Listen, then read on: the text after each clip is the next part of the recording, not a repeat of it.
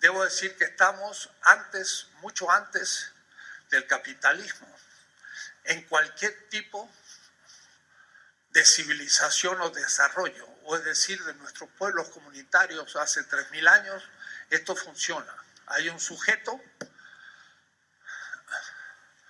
y este sujeto constituye la cosa real. Voy a hablar de la cosa real. La cosa real como objeto de satisfacción. Quiere decir entonces que el sujeto es un sujeto de necesidad, tiene necesidad de comer, pero también un sujeto deseante, en el sentido Freud, ich wünsche, dice él, yo deseo, porque el objeto no es simplemente satisfacción de un nivel primario, sino que siempre también cultural y espiritual. Así que uno no come pan, sino come un objeto cultural. Por eso que el sujeto es un sujeto deseante que constituye, esta palabra constituye es una palabra técnica, Husserl. Es fenomenológica. Voy a referirme a que Marx es un fenomenólogo explícito. Él va a usar la palabra lo que se manifiesta, y eso le llama Erscheinung.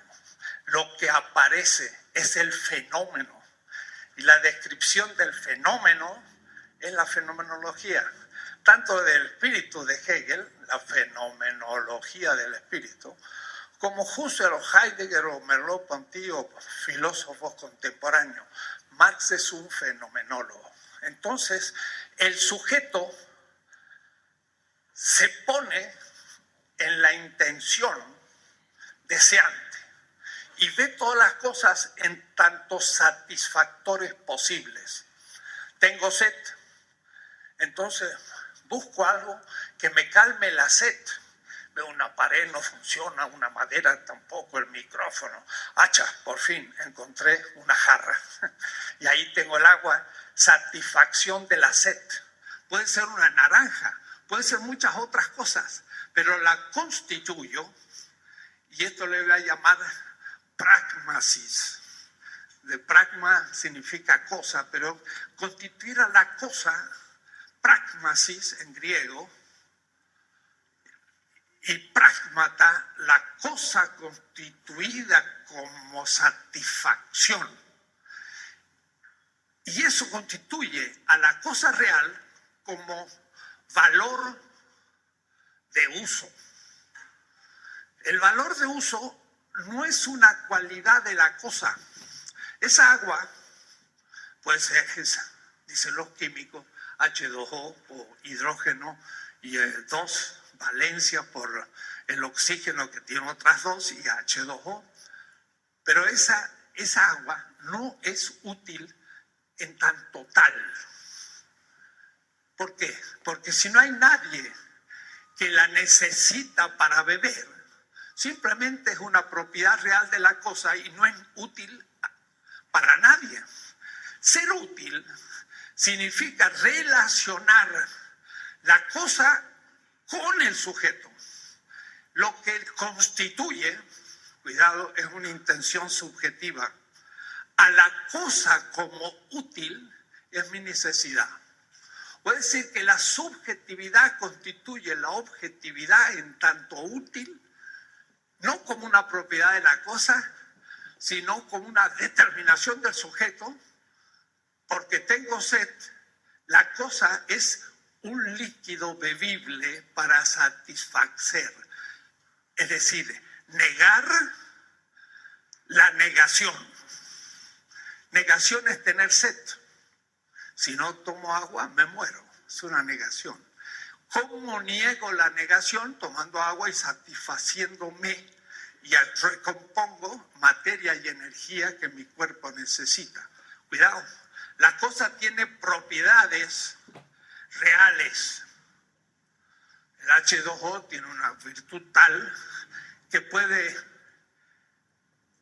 permitir permitir al sujeto vivir, porque somos en el 90 y tanto por ciento de nuestra constitución celular agua.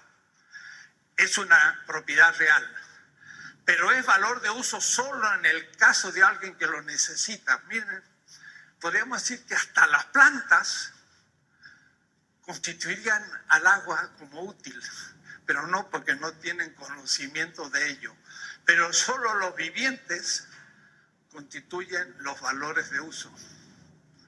La planta, los animales, nosotros. Todos los demás, simplemente las cosas son reales en sí, sin ningún valor de uso, propiedades reales. Por eso entonces que ser útil es una relación. Cuidado, Aristóteles tenía 10 predicamentos: sustancia, cualidad, cantidad. Ya veremos eso qué significa para Marx. La cuarta era relación. Bueno, Marx es un artista de trabajar las relaciones relativas a relaciones. Todo en la economía son relaciones. Van a ver ustedes. Y la relación consiste en un término, 1, otro término, 2, la relación misma, 3, y la dirección de la relación, 4. La relación tiene 4 momentos. Miren, por ejemplo, si yo pongo aquí a una mujer, aquí pongo a otra mujer que es su hija. Al decir hija, ya quiere decir que esta no es una mujer, sino que es madre. Madre es un punto de la relación, hija es la otra relación. La relación misma, ¿qué es? Si va de la madre a la hija, es una relación de maternidad. Y la dirección, justamente 4, es de la madre a la hija. Pero si lo cambio y pongo acá la hija y acá la madre, entonces la hija se relaciona con la madre, pero la relación ya no es de maternidad, es de filiación. Y ustedes me dirán, bueno, el concepto de madre incluye al de hija. Si una mujer no tiene hija, no es madre. Y si la hija no tuviera madre, no sería hija. Claro que como tiene un hilo umbilical, no pudo dejar de ser hija. Pero la madre pudo dejar de ser madre porque no tuvo ningún hijo. Marx va a trabajar todo relativamente. Por eso que el concepto 1 está religado al 2 dialécticamente. Eso es dialéctico. Entonces, el sujeto deseante 1 constituye la cosa real 2 en una relación de necesidad satisfactora.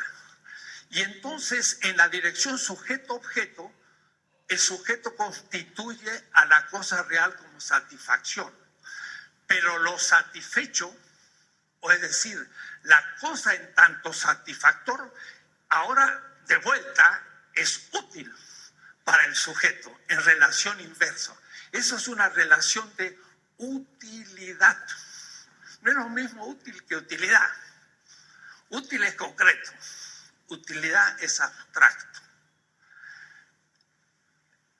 Lo subjetivo es entonces lo que constituye a la objetividad como útil. Estoy hablando de subjetivo y de objetivo. Marx coloca la subjetividad como punto de partida de todos sus análisis. Decía el marxismo-leninismo tradicional. Si yo digo que está primero el pensamiento y no la realidad física, soy idealista. Si yo pongo la realidad física primero y el pensamiento o la subjetividad después, soy materialista. Marx era materialista. Falso. Marx nunca dijo eso. La subjetividad constituye a la naturaleza como materia de trabajo. Si no hay trabajo, no hay materia de trabajo. ¿Qué es primero? ¿El trabajo o la la cosa real como materia de trabajo. Primero es el trabajo, porque sin trabajo hay cosas reales, pero no hay materia de trabajo. Marx parte de la subjetividad del sujeto humano, contrario a ese objetivismo materialista ingenuo de la tradición con la que me voy a levantar violentamente porque ha desaparecido. Con la Unión Soviética y el socialismo real desapareció el marxismo-leninismo. ¿Qué quedó? El marxismo en serio. Y Marx, un clásico para todas las generaciones futuras de la humanidad. Van a ver ustedes. Entonces, a su vez, esa cosa que tiene valor de uso, cuando la tomo y la subjetivo, pero al subjetivarla no es de pensamiento, sino corporalmente, me lo como, el pan se transforma en mi cuerpo. Y eso es el consumo. Este tema del consumo es fundamental. Vamos a llegar a la actualidad y vamos a llegar hasta la comida chatarra y la obesidad. Y vamos a ver temas de consumo. El consumo hoy es destructor de la naturaleza y del ser humano, pero en manos del capital.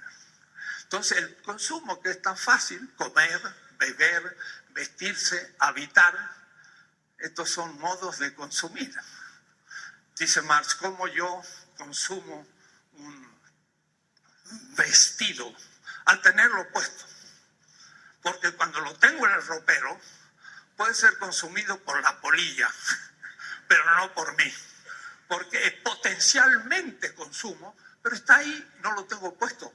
El que tengo puesto es en acto, valor de uso, que lo estoy consumiendo en sentido que, por ejemplo, el vestido, si hace mucha calor, me defiende el calor, o si hace mucho frío, me defiende el frío. Ah, ¿por qué? Porque el sujeto tiene temperatura y debe conservarla. Entonces es de nuevo el sujeto viviente el punto de partida de todo. Entonces vamos a ver después qué es consumo. Dice Marx, el consumo es la subjetivación de la objetividad. En lo Group dice, hermosa declaración. Dice subjetivación de la objetividad. Lo que es objeto se hace sujeto. Mientras que, ya veremos en la tesis 2, el trabajo es objetivación de la subjetividad. Otro texto de Marx muy interesante que nunca se usó porque no se había leído a todo Marx. Este consumo, que es subjetivación, es entrópico. Eso es ya entrópico, significa que algo que era útil se transforma en inútil. De muchas maneras. Yo como un plátano y tiro la cáscara. Puedo yo tomar esa cáscara, hacerla de nuevo abono. Pero llega un punto en que ya el residuo no se puede reciclar, meter en un ciclo. ¿Y cómo yo voy a buscar los restos de la cáscara? No puedo. ¿Cómo buscaré yo los restos de mi anillo de oro que por el uso se va consumiendo? Imposible. Entonces la vida es entrópica, porque al tener que tomar el satisfactor, ya destruye también. Y al consumir, no consume todo, consume algo. Bueno, hasta tenemos el residuo en nuestra digestión, vamos al baño. Eso se puede reciclar y hacer abono, pero llega un punto en que es inútil. Inútil. Eso es entropía, es irrecuperable. Y cuando son millones de toneladas, la Tierra se va transformando en un infinito basurero. El plástico que tiramos en la calle va al basurero, va allá y termina en los océanos. Y los océanos se están forrando de plástico y el plancton se está muriendo y los pescados de nuestras bolsitas de plástico. Y eso es entrópico. Ya es inútil. ¿Quién va a recoger esa bolsita de plástico a 4.000 metros de profundidad en el océano? Nadie. Entonces vean, la vida al consumir, no logra después reproducir todo. Entonces empezamos a degradar. Claro, para Marx todavía la Tierra era como infinita. No tenía la noción. Desde 1972, el matrimonio Meadow, El límite del crecimiento, un libro pequeño, miren qué año, hace 50 años apenas, donde se usaron las primeras computadoras, empezó a verse que en el siglo XXI, por la mitad, empezaba a descender la producción en la Tierra, aumentar la contaminación y la vida empezaba a ser puesta en cuestión, porque empezábamos a destruir la Tierra. Eso nunca había pensado la humanidad, ni Marx, porque la Tierra era tan grande. Hoy cuando uno va en avión, digo yo a veces, va para Europa y después va a China y vuelve por el Pacífico, a uno le agarra un poco de claustrofobia. La Tierra se ha vuelto pequeña y parecía inmenso los recursos y son limitadísimos. Y como este bicho llamado ser humano, somos tantos, vamos a tener que disminuir, pero no matando gente, sino controlando la natalidad, que es la manera moral y ética y racional de ser menos, mientras que ahora producen y los matan vivos por la pobreza, ¿no? Pero podemos cambiar este sistema. Bien, el consumo no es inocente, deja restos y se transforma en un problema, pero me adelanto a la segunda parte. Por ahora, otra idea, este sujeto nunca es individual, siempre es comunitario. Y entonces no hay ese yo pienso de Descartes, sino en último caso, nosotros pensamos. No hay una persona que trabaje y el otro que trabaja y después que intercambia, Adam Smith. Nunca. Hay una comunidad que trabaja y en principio veremos ahora intercambia primero entre ellos en la comunidad y cada uno es un ser funcional con respecto a los otros. Después una comunidad intercambia con otras, pero entonces esto ya exige toda una visión distinta del asunto. Terminamos con esto. Le voy a permitir, me borras. La tesis 1 que estoy repasando y pasamos a la tesis 2. Debo decir que lo que he dicho vale para todos los sistemas históricos desde el Homo habilis, hace 4 millones de años. Pero también para el capitalismo, pero todo esto en el capitalismo va a ser subsumido y va a cambiar sus determinaciones. Esta palabra la voy a repetir muchísimas veces. Es la más marxista de todas las palabras. La voy a escribir primero en alemán. Se escribe así. Subsunción.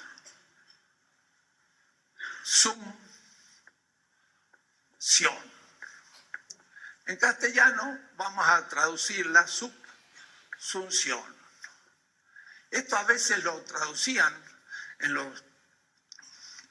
las obras de Marx en castellano, el Fondo de Cultura Económica y siglo XXI, muchas veces como negación.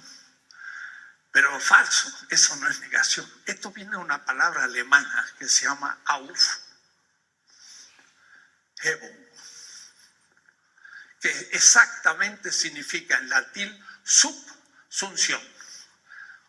Asunción. ¿Qué significa? Que de abajo sube para arriba. Asunción de la Virgen. Asunción. Subsunción. Significa de abajo para arriba, de afuera para adentro. Dos movimientos. Si hay una totalidad, algo está aquí, abajo. Y eso de sub significa que sube hacia arriba y se mete dentro. Un pedazo de pan, o mejor, el agua que voy a tomar. Había un estrado que no vi. Y casi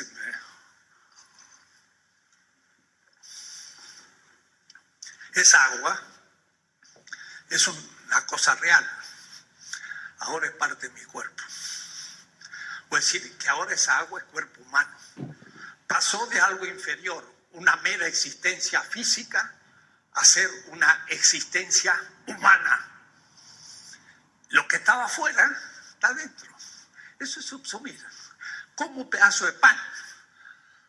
El trabajo vivo va a ser subsumido en un sistema económico. Ahora, para eso hay que tener dos categorías. La categoría de totalidad, todo mi corporalidad, y algo que está afuera. Y eso que está afuera le voy a llamar exterioridad. Y al decir eso, ustedes no saben, pero estoy innovando en la historia del marxismo. Nunca se habló de exterioridad. Entonces después se lo iré diciendo en qué consiste esto. Es una novedad, pero disputada. Jorge Veraza me dice, no, que de dónde saca esa exterioridad, pero no sabe lo que son las categorías, y entonces por eso que me critica, pero está bien, tenemos que producir debate. Si no hubiera debate, pues estaríamos muertos. Decía Marcuse en El hombre unidimensional. En Estados Unidos el discurso está muerto porque no hay oposición. Demócratas y republicanos son lo mismo. Obama y Bush son lo mismo. Uno es afro, a mitad, el otro es blanquito, uno es de Texas, el otro viene de Chicago, pero son lo mismo.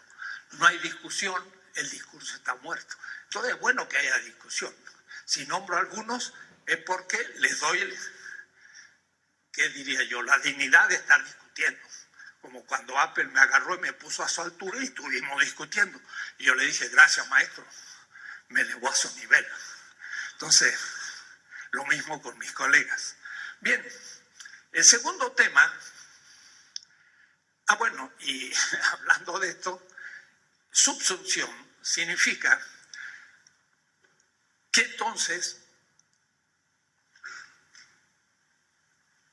la objetividad es subjetivada, dice yo, en el consumo.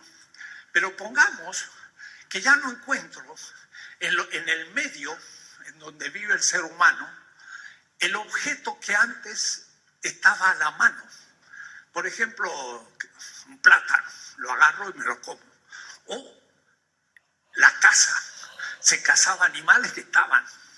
No era tan agarrarlos así nomás, porque había que tener una técnica de la caza, pero pongamos que existían animales. Los que recolectaban raíces, los recolectores buscaban las raíces y se las comían. Iban y pescaban. Entonces, tenían satisfactores a la mano y podían consumirlos. Cuando empezó a faltar el satisfactor, cambió el sujeto. El sujeto ya no era solo un sujeto de deseo que constituye, la palabra constitución es una palabra de la fenomenología, el objeto como satisfactor, sino que ahora miren lo que va a pasar. El sujeto del deseo constituye a la cosa real con valor de uso, útil, como un satisfactor, y él como deseante. Pero hay un sujeto ahora que no tiene el objeto. Por ejemplo, se le terminaron los animales de la casa. Entonces dijo, yo voy a producir animales. No es lo mismo ser cazador que ser pastor. El pastor ya está en otra actitud, porque no va a cazar, sino que agarra los animales o toma los animales más, que diría, aquellos que mejor cumplen con las necesidades humanas. Miren, por ejemplo, yo siempre digo una vaca, y ponga usted una gacela o un león.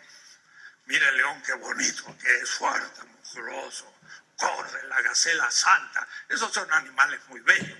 Mira la pobre vaca, pesada, es un transporte de carne. ¿Cómo es que hay millones de vacas y hay tan pocas gacelas? Porque el hombre dijo, esta me da de comer. Entonces primero Es fácil cazarla porque no corre mucho. Pero antes que eso, empezó a reproducir.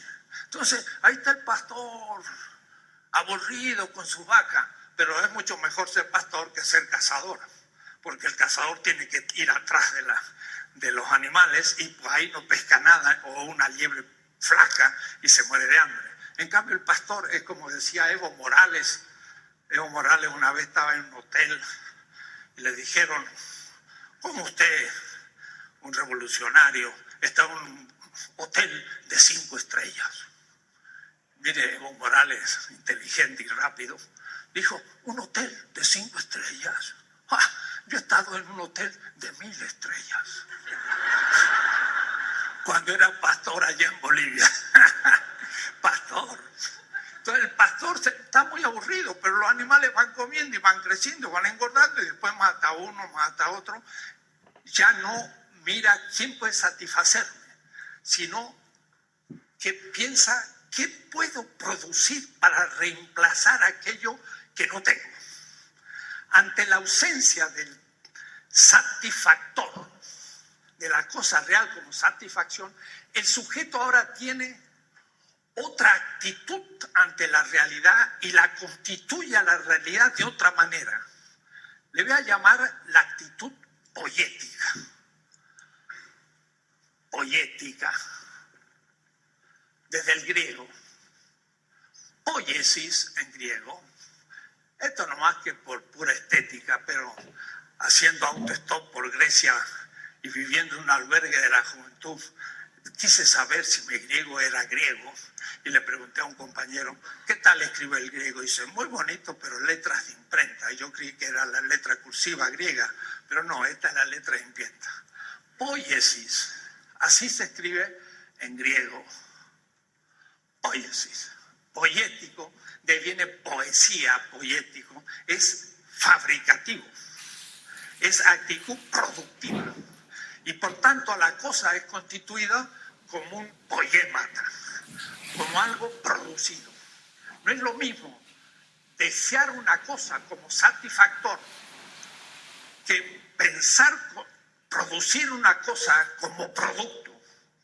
Claro, el producto, que va a ser el fruto de mi producción, va a tener valor de uso.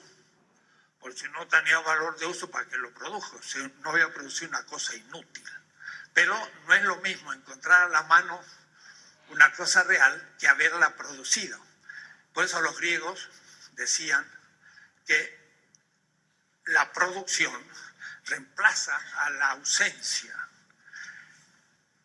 De tal manera que ahora el sujeto ya no es un sujeto de deseo, sino es un sujeto de trabajo. Ahora aparece el trabajador propiamente dicho, el sujeto productivo. Y entonces va a surgir una nueva constelación o espiral. Miren cómo era el sujeto deseante, necesitado, constituye a la cosa real como satisfacción y la consume. Pero ahora, como no tengo el satisfactor, entonces aparece un nuevo tipo de sujeto, el sujeto productor, que tiene necesidades, no tiene el satisfactor, entonces lo produce, pero gracias a que al trabajo, y ahora lo que produce es un producto, y ese producto es un satisfactor que como tiene valor de uso me lo consumo. Entonces ustedes ven que apareció otro momento, que es el momento de la producción. Y ahí entonces el sujeto como trabajo ya no es lo mismo que el sujeto como deseo. Y para que entiendan un poco el tema, en las 20 tesis de política yo digo: el sujeto de la política, sin dejar de ser sujeto de deseo y de trabajo, es una voluntad. De tal manera que es un sujeto con una voluntad. La voluntad también es deseo, pero es deseo ejecutivo y con respecto a otro ser humano.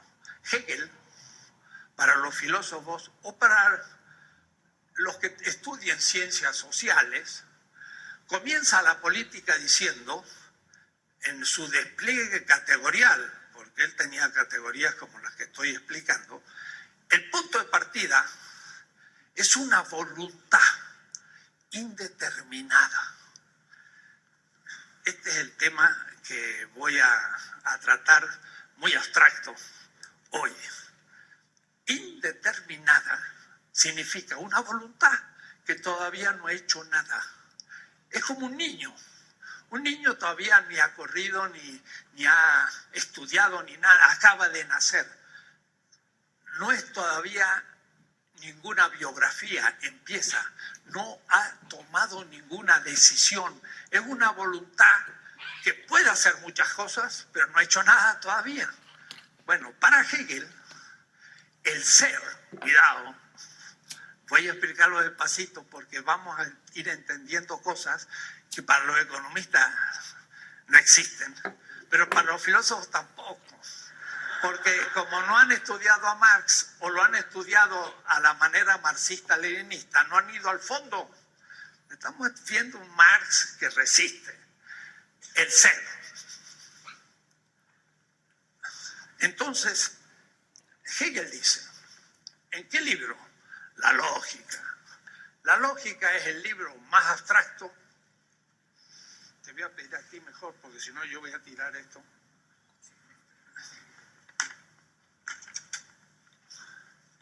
La lógica es el libro de Hegel más abstracto. Y mucha gente lo empieza a leer y no hay caso, no entra ni la primera frase. Sin embargo, después de 5 semestres de Marx, siempre usé un semestre para la lógica. Y leímos toda la lógica. Es decir, en vuelo de pájaro, pero... Y entonces la gente empezaba a entender a Marx. Sin Hegel, Marx es incomprensible. Es un pensador extremadamente profundo.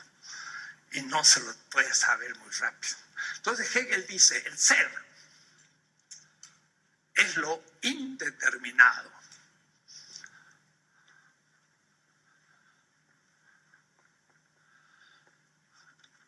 Es como el niño que acaba de nacer. Está indeterminado. No sé si será médico, va a ser sindicalista, si va a ser jugador de fútbol. No se sabe nada. Está ahí, indeterminado. Es el punto de partida. No hay ninguna determinación. Porque si hay alguna, ya quedó determinado y empieza a hacer algo. Es todavía nada. Porque como no ha dado ningún paso, el ser es al mismo tiempo nada. Este niño todavía no es nada. En el sentido que no es ni médico, ni obrero, ni discapacitado, ni nada. Todavía no es ninguna determinación. Por eso que el ser en sí es indeterminado. Y tanto indeterminado es nada. Pero una vez que da el paso y deviene real, es una cosa concreta. Y la cosa concreta le llama Hegel Dasein, el ser ahí. Y no se imaginan, Marx dice exactamente, la mercancía es el ser ahí del capital. Y usa la palabra ser ahí, que es un ente. Peor, ¿qué significa ente? Los que no son filósofos me dirán, maestro, se está poniendo esto medio pesado. Sí, el ente es algo.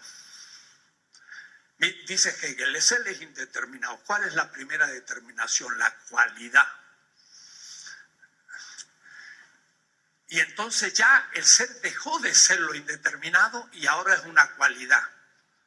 Cuidado, el ser lo va a tomar Marx en la economía, en el capital, tal cual. ¿El ser qué es? Van a ver enseguida. Le va a llamar Marx trabajo vivo.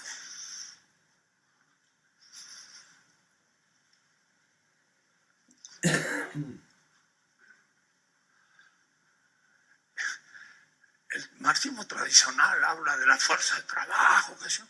Trabajo vivo, les dije a ustedes, en un diccionario de esos tomos en Alemania, Berlín, no lo habían pensado como un artículo posible dentro de 400 artículos marxistas. No habían tomado este concepto que es, si me permiten, la madre de todas las categorías. Como decía aquel Hussein, la madre de todas las guerras. Bueno, trabajo vivo. Se lo voy a poner en alemán para que no digan que lo inventé. Porque Marx habla alemán. Si fuera Sartre, tengo que hacerlo en francés, y si es Roth en inglés, y en fin, hay que conocer lenguas en las ciencias humanas. Leben significa vida, y el genitivo Lebens, Arbeit. O lebendige, mejor. Lebendige,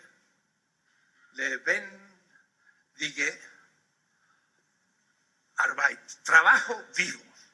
Y él va a decir en los Grundrisse, el trabajo vivo es indeterminado. Quiere decir, es el ser de todo lo económico. ¿Y cuál es la primera determinación para Hegel del ser? Es la cualidad. Y Marx va a decir, la primera determinación del trabajo vivo es la constitución de algo como valor de uso. Esa es la cualidad. El sujeto se relaciona a la realidad, satisfactor, dije, y lo constituye como valor de uso. ¿Empiezan a entender? No. Pues después van a tener tiempo de leer el texto despacito. El trabajo vivo es todos nosotros. Y entonces, cuando no encuentro el animal porque se me escapa, constituyo a la realidad como algo que puedo producir. Y la vaca que produzco por el cuidado del pastor y que genera una nueva vaca bajo el cuidado del trabajo humano es algo, es un ente. Pero el ente lo constituyo antes que nada como útil, porque es alimento. Lo siento, mi querida vaca.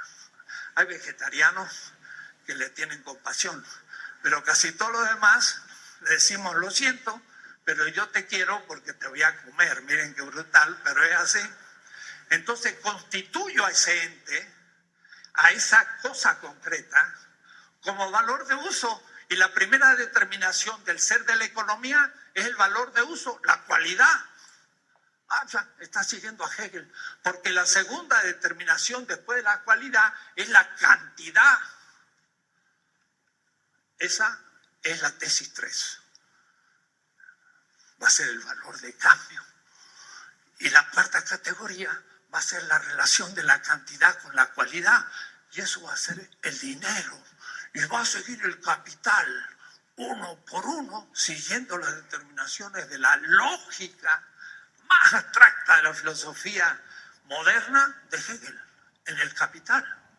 Despacito, por ahora, el primer paso. El sujeto deseante constituye la realidad en tanto una cosa útil, satisfactora. Y esa cosa es un ente satisfactor. Entre ente y cosa es lo mismo. Aunque no es lo mismo, pero para este caso es lo mismo, porque no quiero llegar a sutilezas mayores.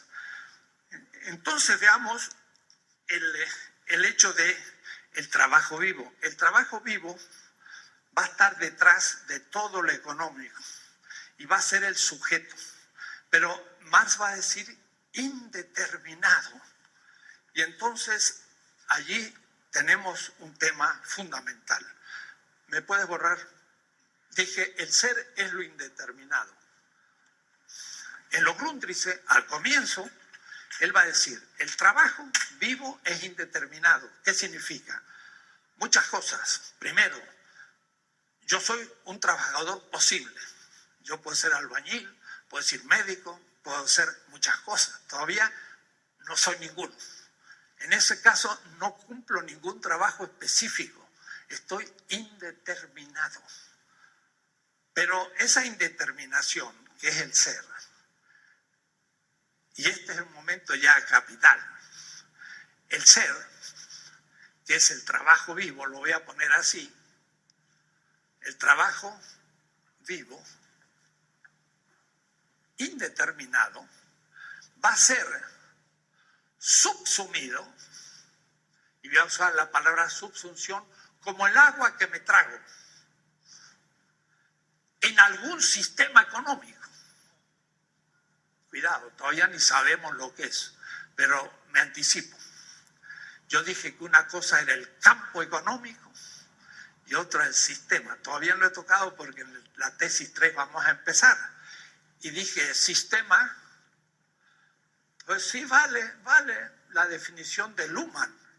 Y alguno en las redes preguntó quién es Luhmann. Y mi amigo Juan Carlos le respondió en plena clase quién era Luhmann, porque tenemos gente, 3.000, 4.000 personas viendo esta clase. Así que no son los presentes. Y en las redes están diciendo, no entiendo tal tema, y alguno ya le está contestando. Bueno, Niklas Luhmann habla del sistema. El trabajo vivo indeterminado puede ser subsumido, ahora voy a usar esa palabra técnica, en una totalidad.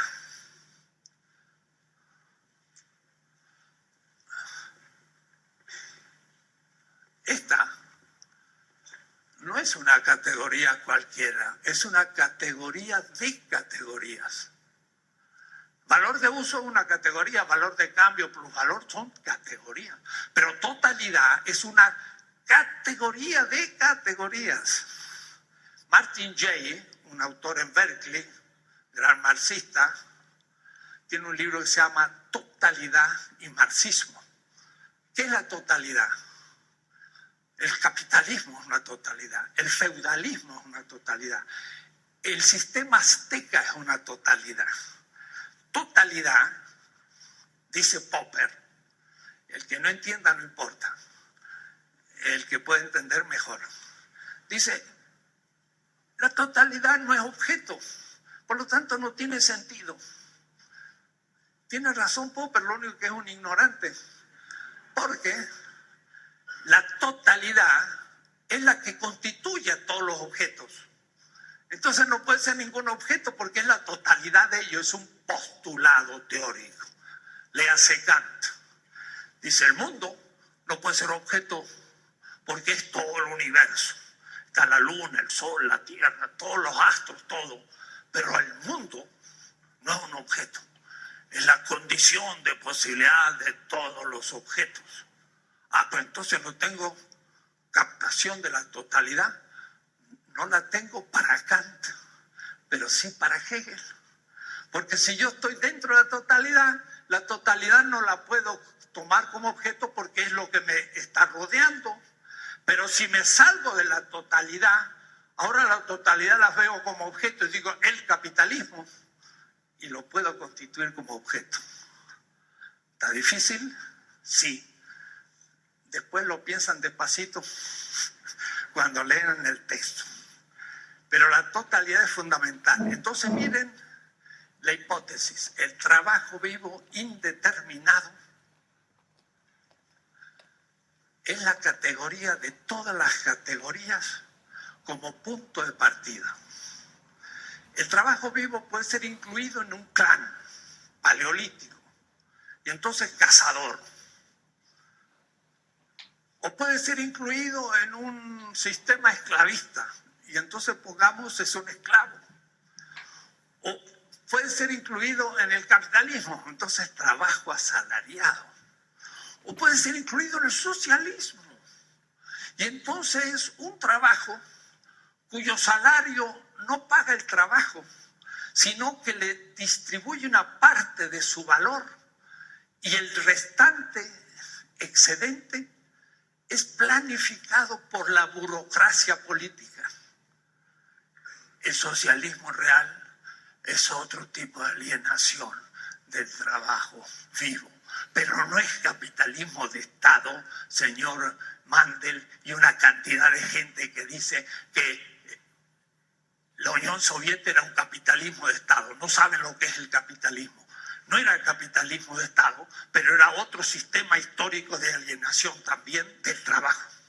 Porque el trabajo entró y se insistematizó y adquirió una forma determinada oprimida. Entonces el concepto de subsunción es fundamental, porque en cada sistema el trabajo va a adquirir otra forma. Entonces yo no les quiero decir lo que es el capitalismo, les quiero decir lo que es la economía. Y vamos a llegar al capitalismo, pero podemos ver el socialismo real y podemos anticipar la crítica a todo sistema posible. Marx no criticó solo el capitalismo, sino que al criticar el capitalismo, si yo descubro su método, podré usarlo para criticar todos los sistemas económicos futuros.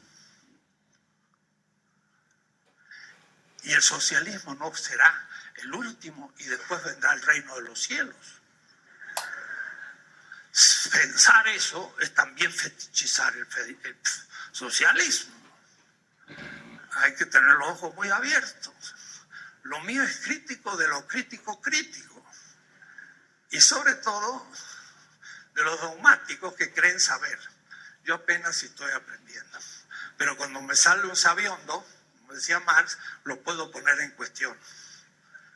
Entonces, como decía Sócrates, parece que en Atenas, él pensaba, era el que más sabía, porque sabía que casi nada sabía.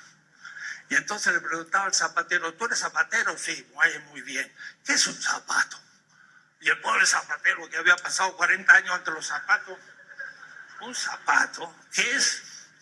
Pregúntele usted a una señora que está haciendo su comida en la mesa, señora, ¿qué es una mesa? Le va a costar definir. ¿Puede decir 4 patas? No, la mesa puede estar empotrada en la pared. Ah, entonces, ¿qué es una mesa? No es fácil. Entonces, Sócrates sabía que no es fácil nada de lo que me rodea. Y como tenía conciencia de su ignorancia, era el que más sabía. Los que creen saber, esos sí que son peligrosos. Porque, fíjense ustedes, el gran científico descubre una, pero ahora sabe que no sabe 10. Sabe 10, ahora sabe que no sabe 100. Einstein sabía algo, pero tenía mucho más conciencia que lo que ignoraba. Y por lo tanto le decían, ¿usted es un sabio? ¿Cómo va a ser? Yo soy un pobre ignorante. Apenas sé algo, pero tiene conciencia de lo que ignora, que son mucho más cosas. En cambio, el realmente ignorante cree que porque sabe usar un zapato, ya sabe lo que es el zapato. Volveremos sobre el zapato, porque Heidegger habla de eso y también Aristóteles y Marx. Pero en fin, volveremos. Entonces, el trabajo vivo va a ser la categoría más importante de toda la economía. Porque todos los sistemas históricos se preguntarán, ¿qué determinación recibe el trabajo en la subsunción de la totalidad X? Si lo subsume como siervo, es un sistema feudal. Pero ¿qué pasa? El siervo no tiene propiedad de la tierra, pero tampoco el señor feudal. El señor feudal no tiene propiedad de la tierra, es parte del feudo. Si el señor feudal deja el feudo, deja de ser feudal y no tiene ningún poder. Se transformó en un ciudadano de una ciudad junto al feudo. No hay propiedad, hay uso común. Entonces, pero a su vez tiene sus instrumentos como propiedad y produce algo que es atribuido a él, pero tiene que pagar un diezmo o una parte del tributo al señor feudal porque éste cumple otras funciones. Entonces, yo puedo determinar todas las maneras como el trabajo vivo es subsumido en cada sistema histórico, pero me estoy anticipando. Y dije, ¿cómo es subsumido en un sistema? ¿Qué significa sistema? Sis. En griego viene del sin. Y tema también viene de temático, pero también de tesis, como tesis. Síntesis o sistema significa lo colocado junto al otro. Quiere decir que un elemento no vale por sí, sino con su relación al otro, y este con el otro, y este con el otro, hasta hacer una totalidad que tenga sentido. Entonces, en realidad, todo el sistema es una totalidad en la cual el trabajo es subsumido como una parte y va a cumplir una función en cada sistema. Hay que preguntarse cómo funciona el sistema para descubrir eso, esa totalidad. Heidegger, en Ser y Tiempo, un filósofo alemán, Ser y Tiempo es su obra magna, dice: cuando yo tomo un martillo, sé cómo funciona. Eso tiene un valor de uso también, pero no de consumo, sino de uso para producir valores de uso, pero también tiene valor de uso, porque me sirve para usar una ley física por la que con el mayor peso de la parte de hierro de ese instrumento y la parte de menor peso de la madera en que tomo, me permita percutir sobre la realidad de manera más contundente que si lo hiciera con la mano, un martillo. Todos sabemos cómo funciona, pero funcionar significa que el martillo es parte de un sistema con respecto al clavo y con respecto al sujeto que lo usa y con respecto a la puerta que hay que hacer y tal, y desde el martillo yo puedo sacar todo el mundo contemporáneo. Entonces, él toma el tema del martillo para explicar que cada cosa que es objeto de trabajo cumple una función dentro de la totalidad. Por lo tanto, el trabajo vivo subsumido no va a ser como dice Adam Smith. Hay un sujeto abstracto, lo borras, un sujeto que trabaja y produce una mercancía y otro sujeto que produce otra mercancía. ¿Por qué son otra? ¿Por qué son distintas? Porque el ser humano, dice Adam Smith, tiene una tendencia al intercambio. Puede decir que coloca al mercado como punto de partida donde yo intercambio, pero no tiene un sujeto de deseo, ni tiene un satisfactor, ni un valor de uso como punto de partida, sino que es un sujeto que produce una mercancía y el otro sujeto, dos, que produce otra mercancía y después la intercambio y de ahí sale el contrato. Esta ideología abstracta falsa se come todo lo previo. Primero, ya dije, hay una comunidad. En esa comunidad el trabajo, el sujeto de trabajo, cumple funciones. Quiere decir que aún en el Neolítico, en la casa, cumplen distintas funciones. El trabajo vivo se determina funcionalmente y esa va a ser ya en el Paleolítico, la división técnica del trabajo. El ser humano va a empezar a cumplir distintos trabajos, el trabajo 1 y el trabajo 2. ¿Pero por qué hay distintos trabajos? Porque hay un sistema de trabajos y hay un sistema de deseos. Una cultura come pan, la otra come arroz, la otra tortillas de maíz. Ese deseo de un producto es distinto en cada cultura. Entonces hasta el deseo es distinto. Y los tipos de trabajo también. En México pues se hacía un hueco con un instrumento especial y ahí se ponía el maíz. En Egipto o en algunas partes del norte del Mediterráneo se araba la tierra y se plantaba el trigo. En cambio, en la China no había necesidad de animales de tiro, ni caballos, ni nada, porque inundaban el terreno, tiraban con la mano y salía el arroz. Un caballo come por 20 personas. Si no necesito el caballo, hay explosión demográfica. La China siempre fue 3 veces más poblada que toda Europa, desde hace 4.000 años.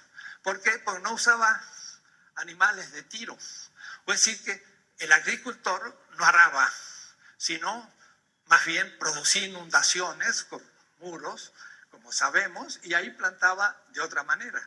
Quiere decir que esa totalidad del trabajo del agricultor es uno determinado por la totalidad, y el otro, en cambio, por ejemplo, puede estar produciendo un carro en la distribución del trabajo.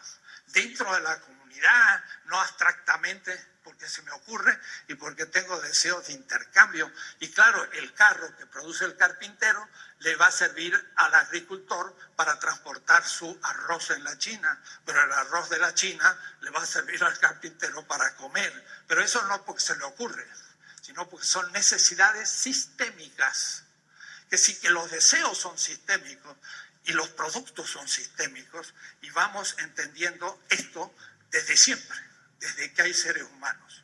Entonces hay una diferenciación de los trabajos de la comunidad en lo que vamos a llamar una división técnica del trabajo, porque hay pluralidad de satisfactores y pluralidad de cosas reales con distinto uso.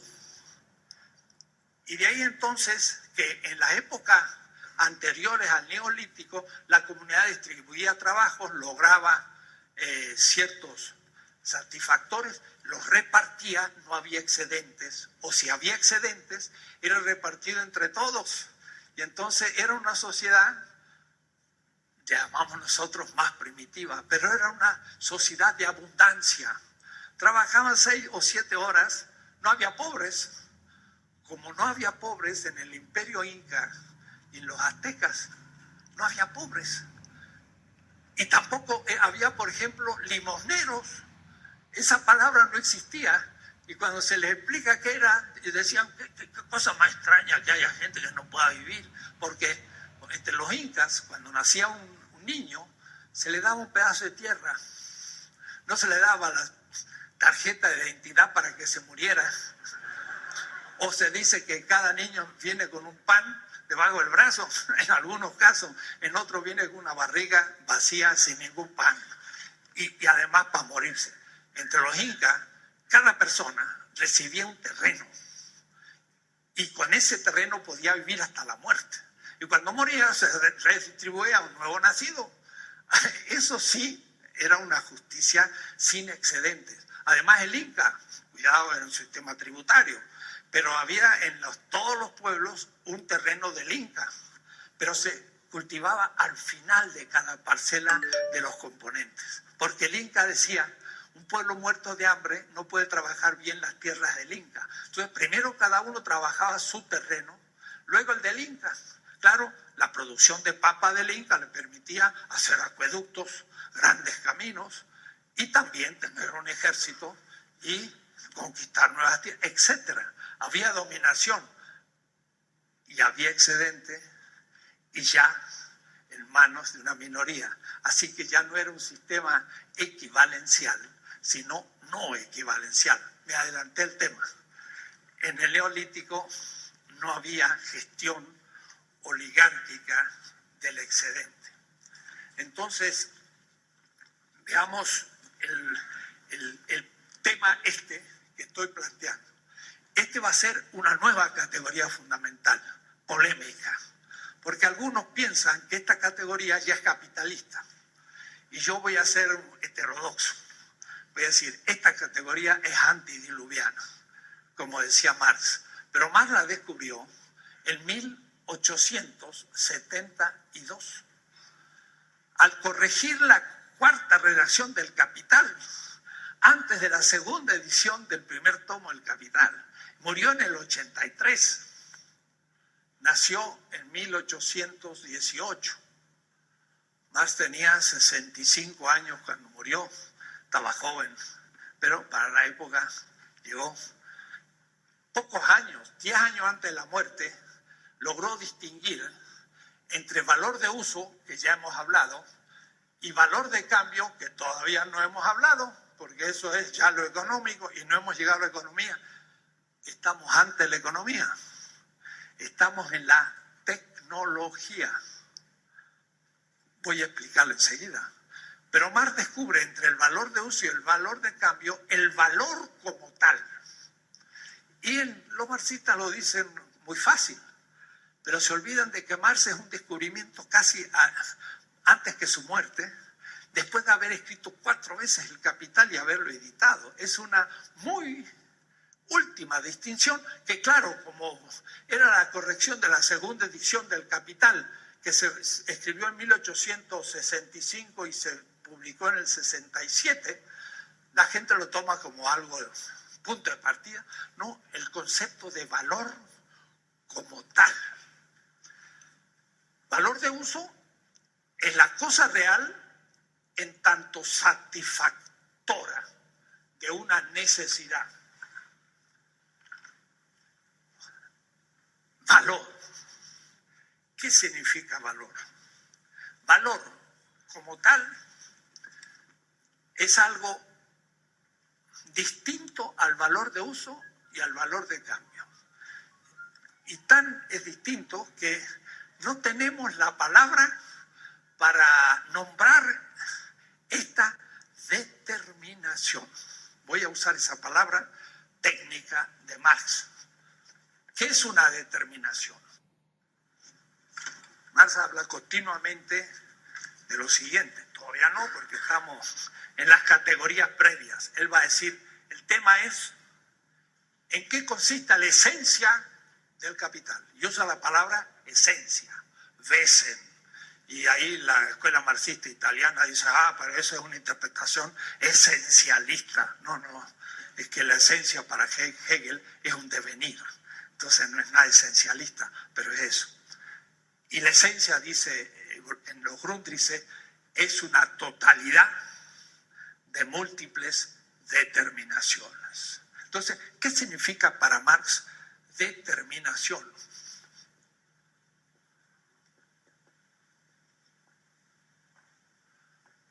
Esto en alemán se dice Bestimmtheit. Spinoza, un filósofo que Hegel había leído muchísimo y que Antonio Negri sobrevalora, hace a un lado Hegel y pone Spinoza. Es un exceso, porque Hegel siguió siendo el punto de partida de Marx, que invierte, pero vamos a ver dónde. De ninguna manera en lo que la tradición ha dicho, según mi punto de vista. Vamos a ver en qué pone a Hegel de pie, porque caminaba con la cabeza. Es una manera muy marxista. Y la crítica pone de pie lo que anda sobre la cabeza. Casi toda anda a la cabeza.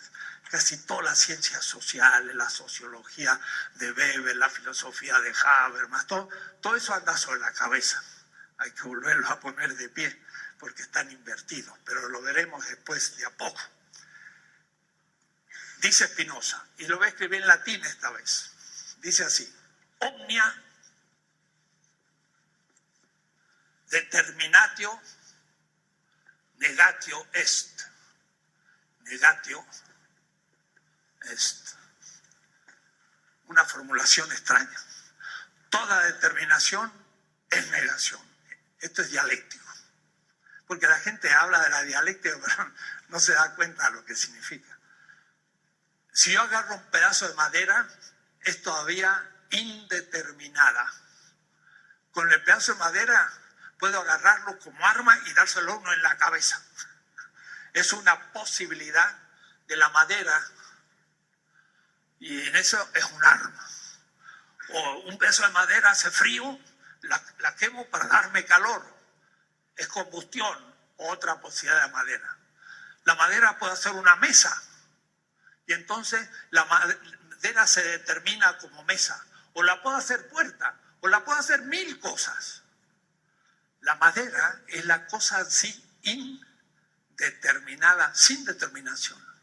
Pero hacerlo arma, y hago con ello una lanza para matar a un animal, el cazador, y después a un ser humano, el guerrero y el militar, vienen de los cazadores.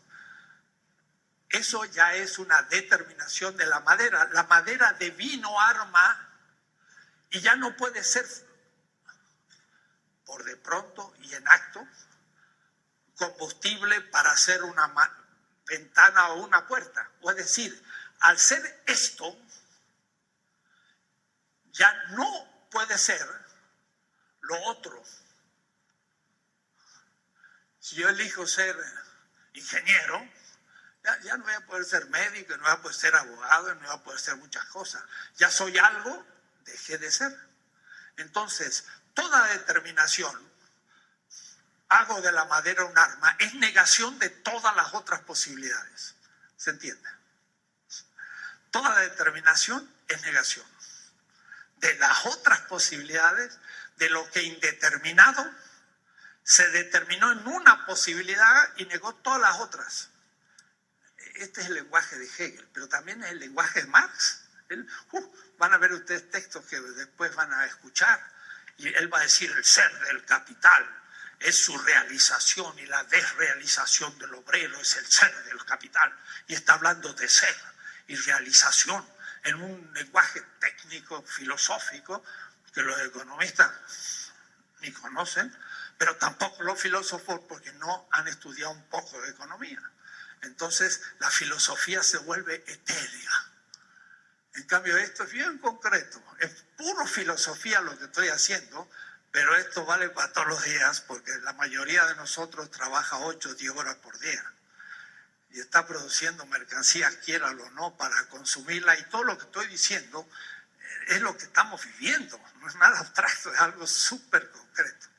Entonces, toda determinación es negación de las otras posibilidades. Y entonces habría en esas 3 actitudes que indiqué una manera distinta de constituir a la cosa real. Si parto del sujeto deseante, esta es la cosa real. Al decir cosa real, no crean ustedes que estoy diciendo cualquier cosa. Es un término muy preciso de todo un tratado, pero no puedo entrar a explicarlo, que no lo denomino de muchas otras maneras, porque el objeto es un modo de la cosa real y, en fin, no voy a entrar.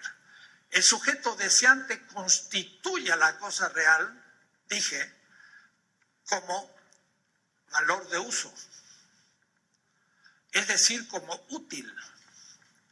Y de ahí entonces que lo consumo. Pero ahora, el sujeto en tanto trabajo constituye a la cosa. ¿Y cómo la constituye? Es la primera vez que voy a leer un pequeño texto de Marx, que dice así: examinemos ahora el residuo de los productos del trabajo. Cuidado, productos del trabajo es el sujeto de trabajo, constituye a la causa real como producto.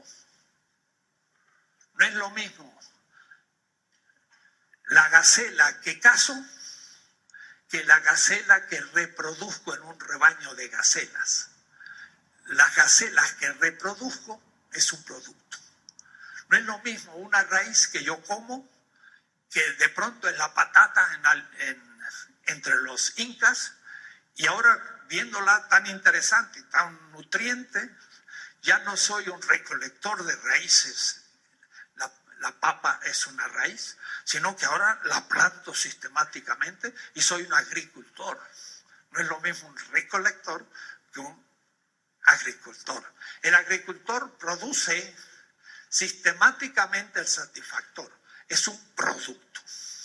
La cosa real como producto es lo que está analizando Marx. Mire cómo dice: examinemos ahora el residuo. Le llama residuo. Es una metáfora porque no es un residuo. Podría haber dicho: examinemos ahora la constitución real del producto de trabajo. Nada dado en ello, salvo una misma objetividad espectral. Puede decir, dice, si yo tomo a la papa o a la patata, o mejor, el maíz, pero no como valor de uso, sino como fruto de la agricultura, y yo tomo a la vaca como fruto del pastoreo, y al pescado que reproduzco en un estanque como fruto de la piscicultura. Ya no es ni cazador, ni pescador, ni recolector, ahora es agricultor, trabaja con animales, o decir, ganadero o piscicultor. Entonces, si dejo el valor de uso fuera, dice, nada ha quedado en ello salvo una objetividad espectral, una mera gelatina galerte de trabajo humano indiferenciado, un tershit loser, no determinado entre el pastor, el piscicultor y el agricultor. Todos son productores. Entonces, si yo tomo el trabajo en abstracto que produce productos, no me interesa si es agricultor, ganadero o piscicultor, sino en tanto tal, es como una espectral objetividad.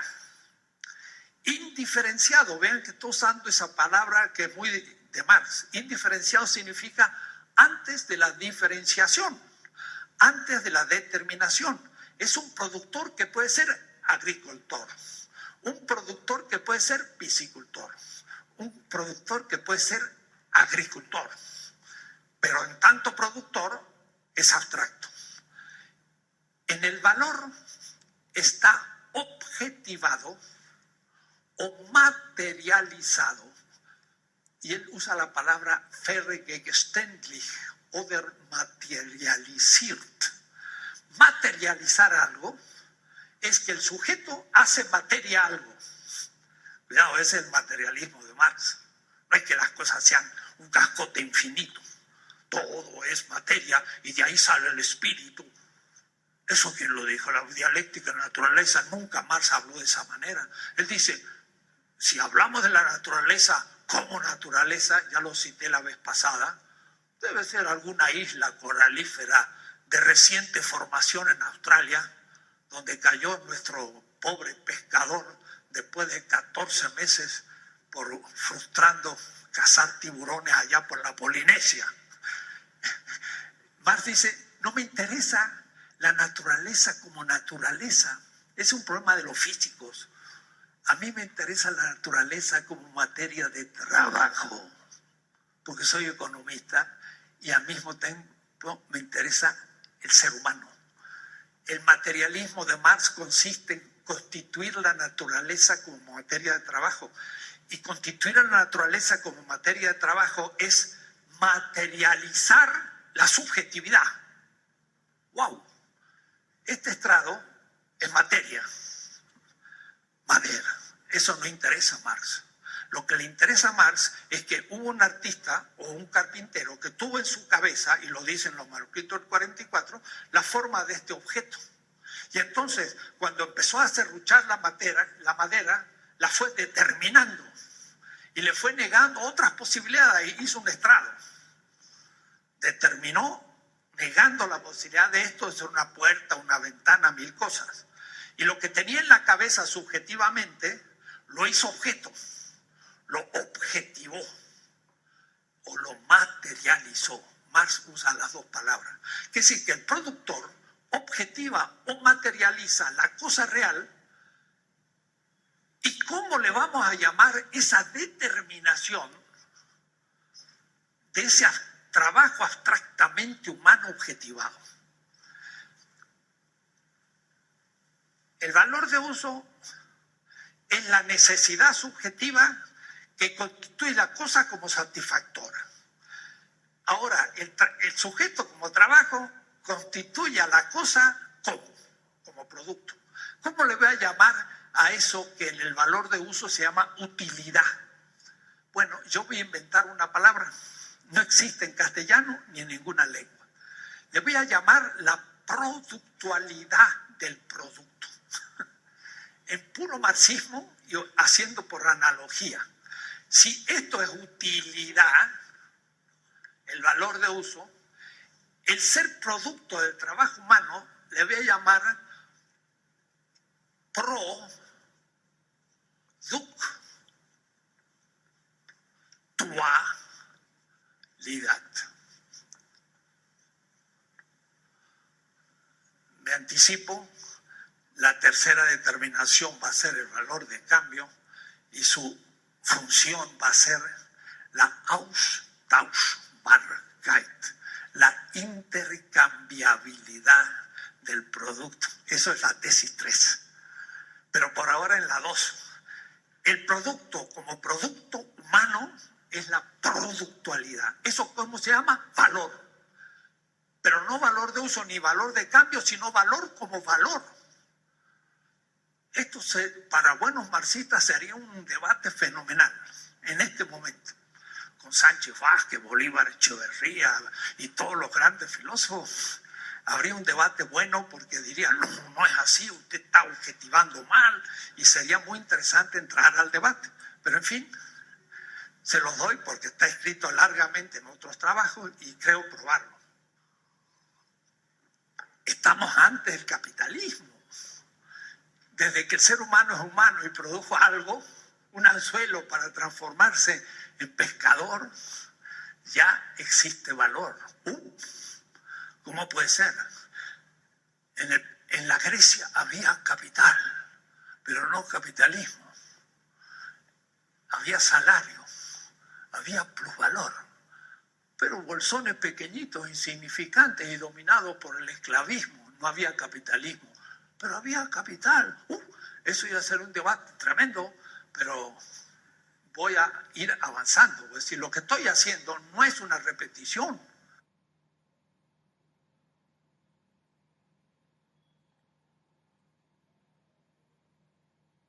Miren ahora cómo empieza.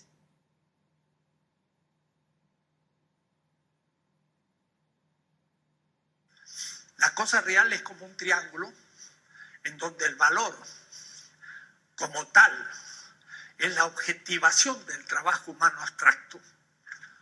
Y cuidado, eso en el capitalismo va a lograr una abstracción mucho mayor. Es decir, el valor en el esclavismo no funciona como en el feudalismo, como en el sistema tributario, y sobre todo en el capitalismo, y tampoco en el socialismo real. Y en cada sistema el valor va a adquirir otras subdeterminaciones o determinaciones determinantes determinadas. Pero por de pronto estas son las 3 determinaciones. 1, la utilidad.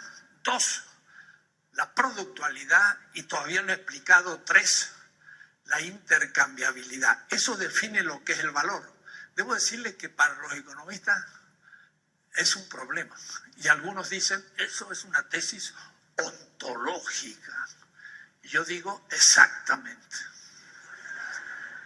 Ontología. ¿Qué es ontología? Ontología es justamente la reflexión sobre el sistema como totalidad y el ser en el sistema. Ustedes me dirán, se volvió abstracto. Se los dije que iba a ser abstracto. Borremos. Pero la cosa es simplísima.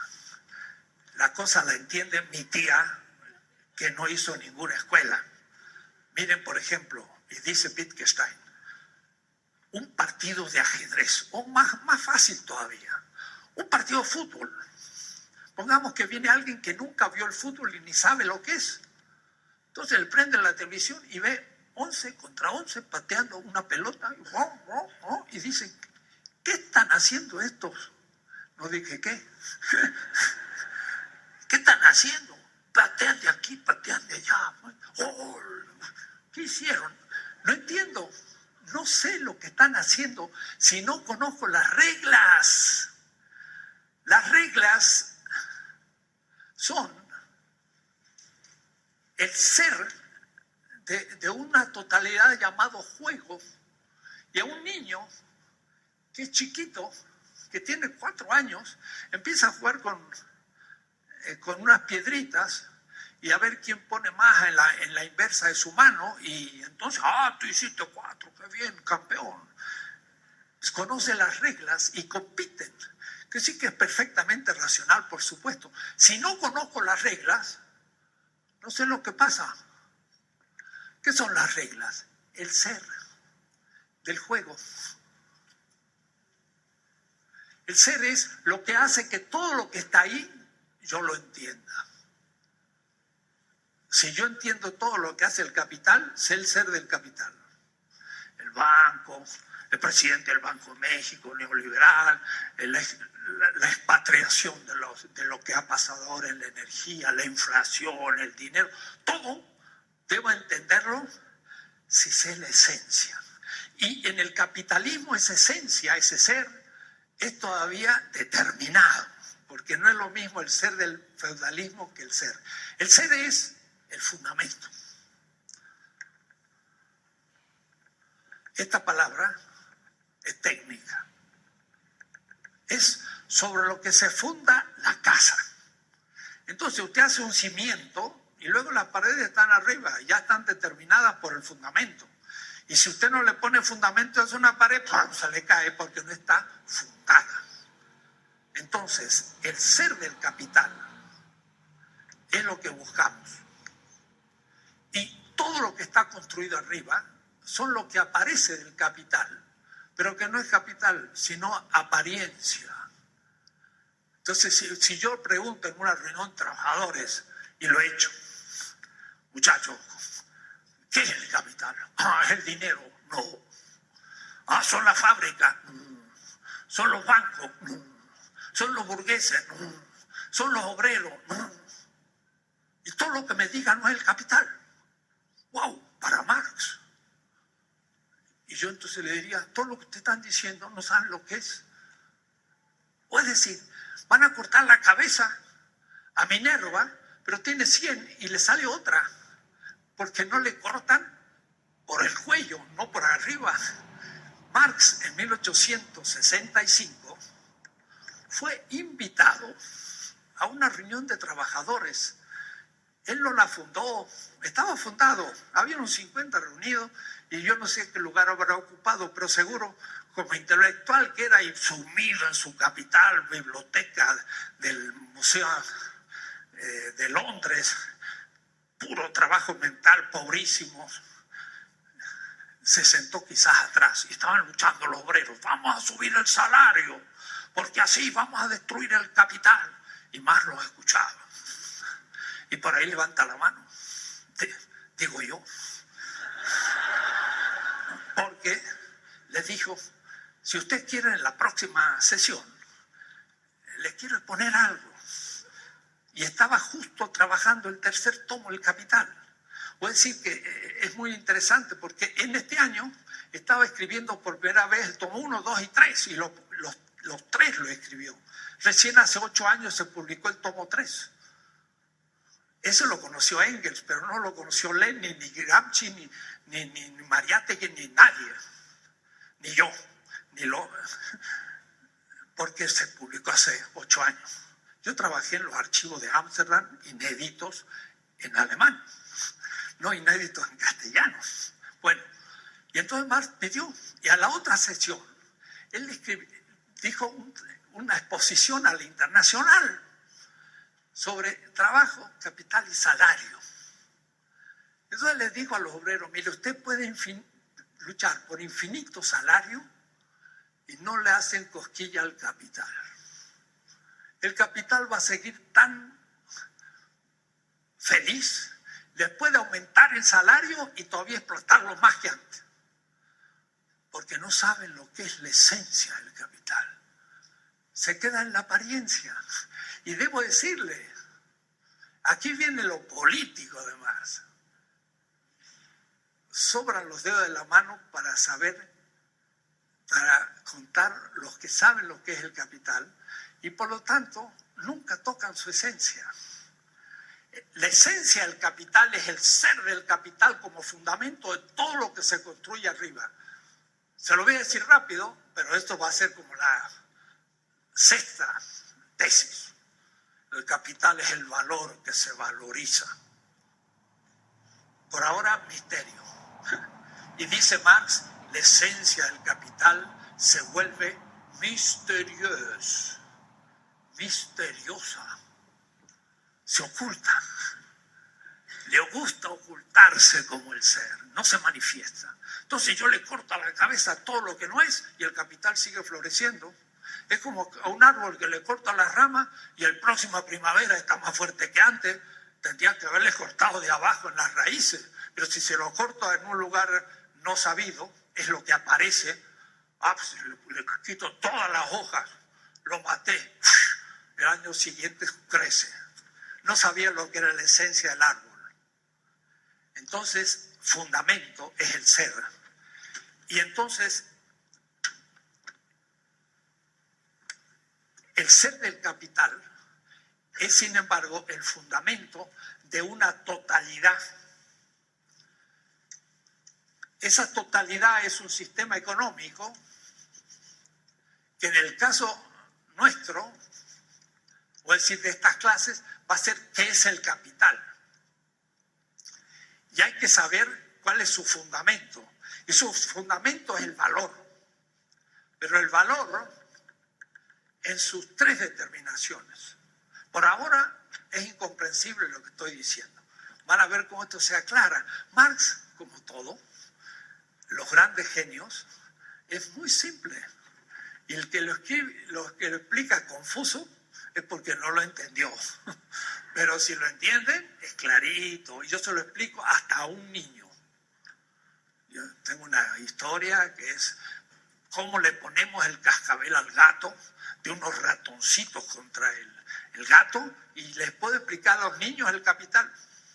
A los 8 años ya lo entienden, pero hay que sabérselo explicar. Es un problema de pedagogía. Y es muy importante, porque si no, les digo, no sabemos dónde tenemos que cortar. Esto, que es el fundamento, más le llama la esencia. En alemán, Wesen. El valor, Wert. El ser, Sein. El ser como fundamento es la esencia para Hegel. O es decir, la regla del ajedrez es el ser, en abstracto. No he jugado ningún partido. Pero cuando empiezo a jugar el partido, empiezo a ejercer las reglas. Y cuando hay un campeón mundial de ajedrez, se hace un partidazo tremendo y dona la dama, y sin esas jugadas están fundadas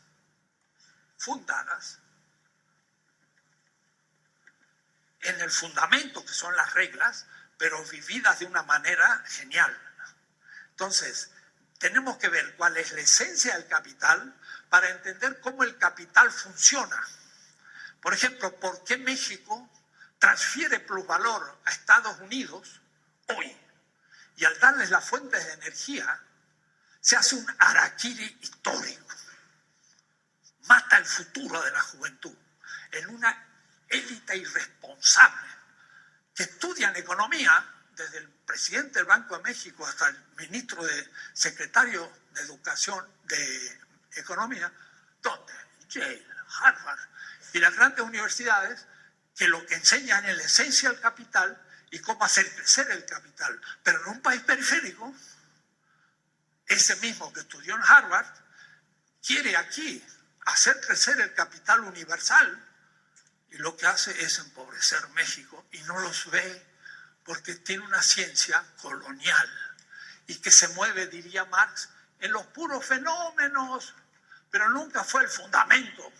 Entonces son verdaderos científicos fetichistas, o es decir, que son falsos científicos, no saben de economía y son doctores de Harvard y son secretarios de Estado. Y entonces uno tiene que decir, y tanto es así, que en todos los niveles estamos así. Mire, va el secretario de Gobernación a poner orden en Michoacán. Y entonces a los autodefensa, lo pone preso y 40 años de prisión a un joven que lo que defendió es la vida de su familia.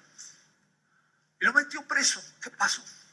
Bueno, yo puedo aplicar a la política esto, es decir, hay un sistema legal cuyo fundamento es algo, pero lo que pasa es que ese fundamento es falso y entonces toda la legalidad es injusta. Y entonces no entiende nada y dice, la soberanía del Estado ha sido puesta en cuestión porque esta gente se ha levantado en armas y no es ni policía ni ejército. Entonces yo voy a la política y digo, ¿cuál es el fundamento de la política? La soberanía del pueblo. Artículo 39, y si no hubiera, habría que ponerlo. Y además lo van a modificar. Así ya no queda nada. Es mejor, así ya pensamos que hay que hacer una nueva.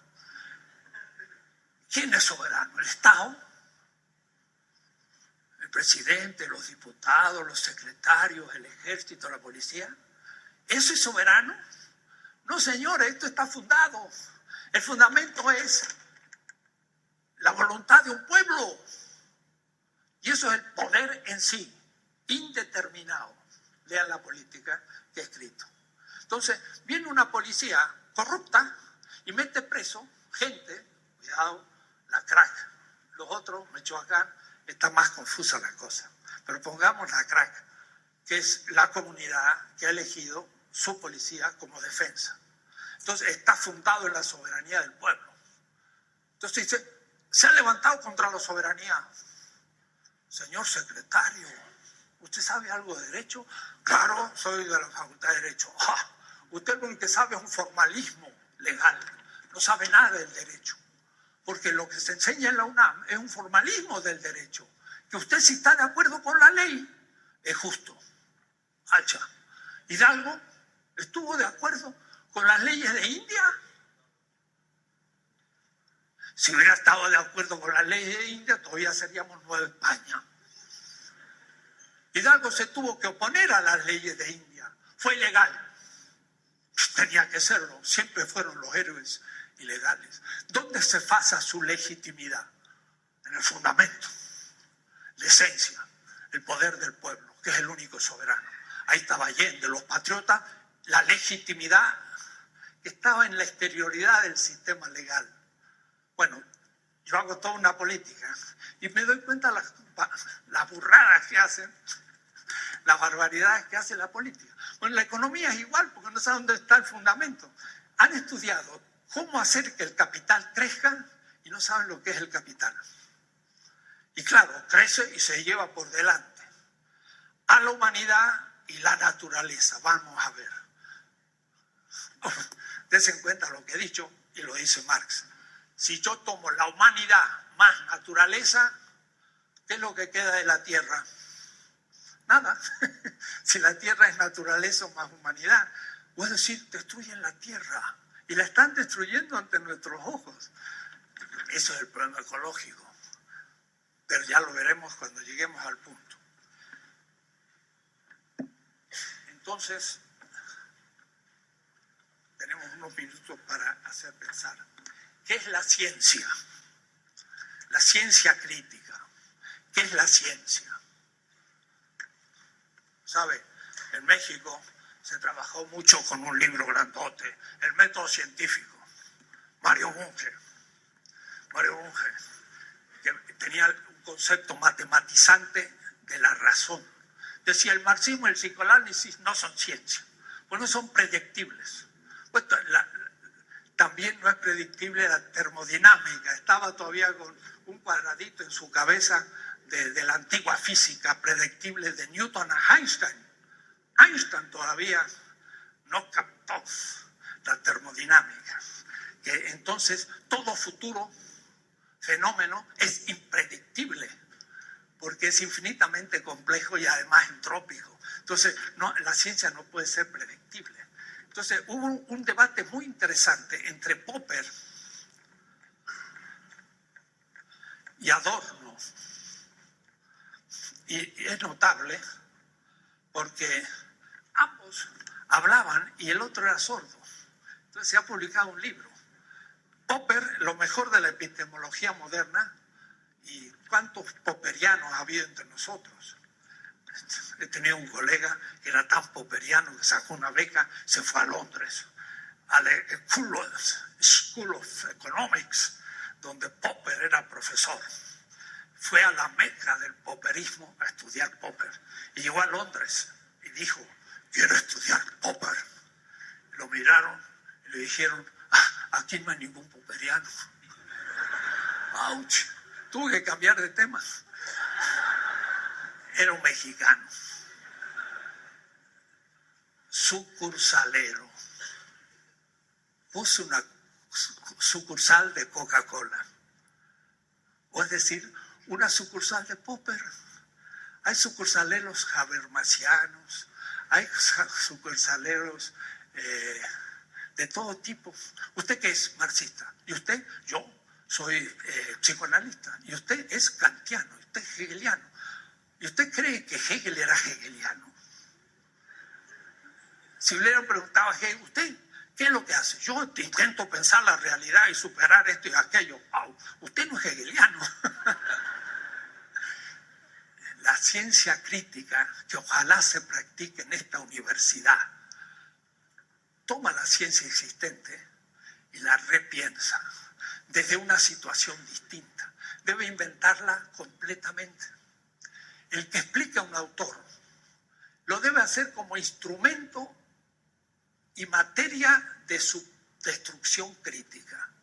Si lo enseña para que sus alumnos sepan lo que dice Luhmann o Bourdieu, que yo he citado, y con eso se queden, los alienó. Él tiene que enseñar Bourdieu y criticarlo, animarse a criticarlo desde una posición distinta. Eso es ciencia. Marx dice: ¿qué es la ciencia? Ciertamente, en este debate, lo que Adorno no logra decir muy claro es que la dialéctica es una ciencia fundamental, mientras que la de Popper es una ciencia empírica, y entonces son muy distintas, porque la dialéctica va al fundamento aún de la ciencia, mientras que la otra se queda con los objetos. El propio Kant, como les dije, puede decir: a partir de los fenómenos, la inteligencia tiene categorías a priori y constituye el objeto, este estrado. Pero todas las cosas reales tienen como último horizonte una totalidad, el mundo, o si ustedes quieren, el universo. Pero ese universo no puede ser objeto, porque es la condición de posibilidad de la constitución de todos los objetos. Pero sin embargo, yo puedo trabajar las totalidades y moverme y decir: si hay una totalidad que es el capitalismo y hay oprimidos, vistos desde esos oprimidos, puedo criticar esa totalidad y fundar una nueva totalidad que es un proceso de liberación de la primer totalidad. No estoy pensando en lo dado, Horkheimer. Lo dado es lo positivo, el capitalismo. Pero él dice: lo que importa es lo negativo. ¿Y qué es lo negativo? Lo que está detrás. ¿Y qué tal lo que está detrás y no se ve? Por de pronto, el sufrimiento de los oprimidos, el dolor. Objeto de ciencia. Y por eso Marx dijo: habría que ser muy animal para darle espalda a los sufrimientos de la humanidad. ¿Y qué es lo que hizo Marx? Ciencia. ¿Cuál fue su postura, su programa? ¿Por qué el que crea la riqueza es pobre? Esa es la pregunta de Marx. No es qué es el capital. ¿Por qué el obrero que crea la riqueza es pobre? Para responder a eso tiene que saber lo que es el capital. Pero no le interesa estudiar el capital para aumentar el capital. Además, tampoco los economistas saben mucho lo que es, porque no hay muchos economistas ricos. Si fuera ciencia, serían los más ricos del mundo. Tampoco, es como la meteorología. Vamos a crecer el 3% y ¡pum! Vino un terremoto y se le vino todo abajo. Y en vez de salir un día soleado, cayó nieve. Los economistas empíricos de la ciencia moderna tampoco es una ciencia exacta, porque es una ciencia humana. y hasta los deseos humanos parten de una libertad y es en gran parte imposible de predecir. Marx dice, si el fenómeno manifestara la esencia, no sería necesario la ciencia. En el prólogo del Capital, si el dinero manifestara el trabajo asalariado, el producto, la mercancía, el capital industrial, mercantil, financiero, si todo eso manifestara su fundamento, no es necesario la ciencia. ¿Por qué? ¿Qué es la ciencia? Es ir de lo que aparece en el mundo al fundamento. Y eso es la dialéctica. Hay que saber cuál es el ser. Y entonces empieza a entender. Me anticipo. Cuando yo tengo un dinero y soy eficaz, ¿qué significa? Que si hoy tengo 5 pesos, mañana tengo 6.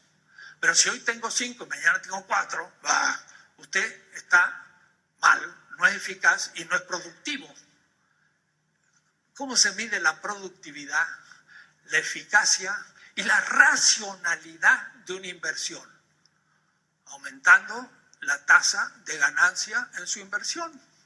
En vez de ganar el 5%, ahora gano el 6%. Eso es racional y eso es eficaz y usted es un hombre de éxito.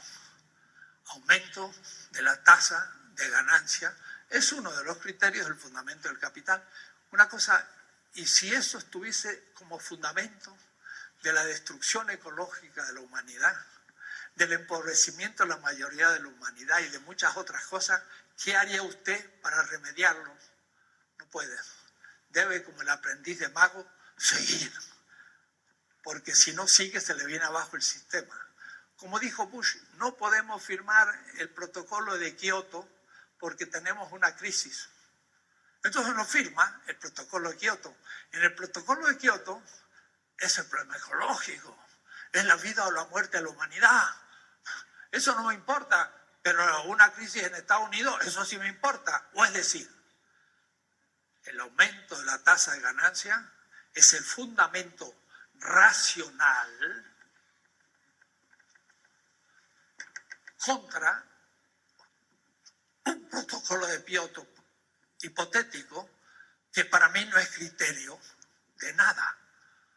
A lo que pasa es que esta racionalidad es irracional.